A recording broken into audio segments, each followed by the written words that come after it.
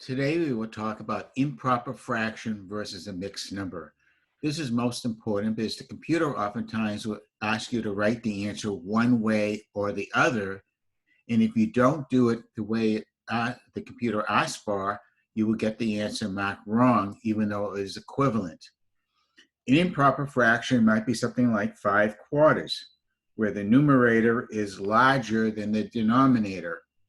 And if we want to convert that to a mixed number, what we want to do is divide the denominator into the numerator.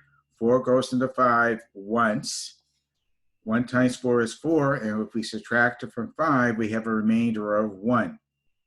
So 1 1/4 is the mixed format for the improper fraction 5/4. Another example might be 43/3.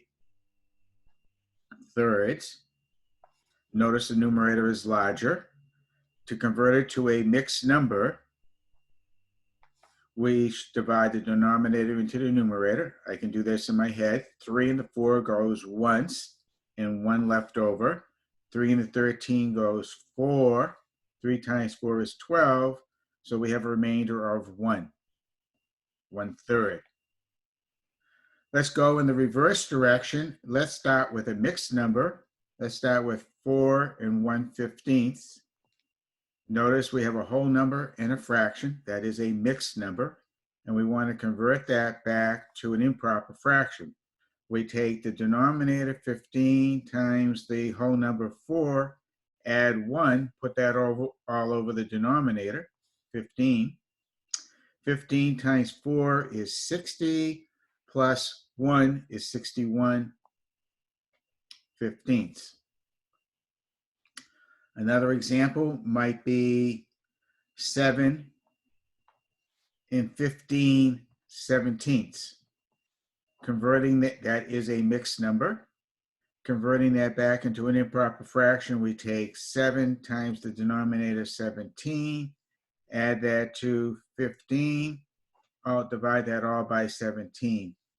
7 times 17 is 119, add 15, gives me 134/17.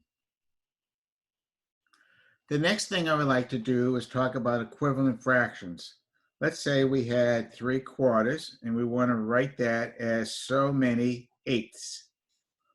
Well, what times the bottom 4 is going to give me an 8? If we take 3/4 and multiply the denominator by 2, that gives us the 8 for the denominator that we want. So we have to multiply the numerator by 2. So therefore, the missing numerator is 6. Notice we multiply by a 1 factor. Something over itself is always 1. And multiplying by a 1 factor doesn't change the value of the answer, but it changes the looks of the answer. Finding equivalent fractions is very similar to simplifying or reducing fractions. Let's take something like 24/80. We want to reduce it. Well, one way of doing it, not always the easiest way, is to prime factor both the numerator and denominator. 24 might be 4 and 6. 4 and 6 reduces factors further into 2 times 2 times 2 times 3. The denominator 80 could be 4 and 20, but 4 is 2 times 2. 20 is 4 times 5, but 4 is 2 times 2 times 5. What we want to do here is cancel out 1 factors. A number over itself. 2/2 cancels. 2/2 cancels. 2/2 cancels, and therefore we are left with 3/10. 3/10 is the reduced form or simplified form to 24/80.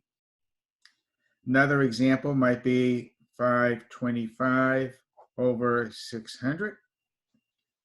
I happen to see, because of the ending 5 and 0 and understanding quarters, I understand that 25 probably goes into both the numerator and the denominator. 25 goes into 52 twice. with 2 left over. 25 goes into 25 once. 25 goes into 60 twice with 10 left over. 25 into 100 goes 4 times. So yes, we have reduced the original fraction to 21 over 24, but I do see a factor of 3 that divides into both the numerator and the denominator. 3 into 21 is 7. 3 into 24 is 8. So 7/8 is the reduced form of the answer, or simplified form. One last thing, let's compare the sizes of two fractions and see which one is larger. 1/3 versus 1/4. Now, is 1/4 bigger because its denominator is larger than 3? Well, we can't compare if we do not have like things. So let's convert fractions to equivalent fractions with the same denominator. I'm thinking 12 would be a good common denominator.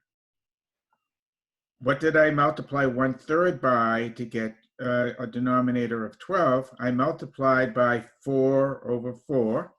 So that gives me 4/12. What did I multiply 1/4 by to get a 12 denominator? I multiplied by 3 over 3. So that gives me 3/12.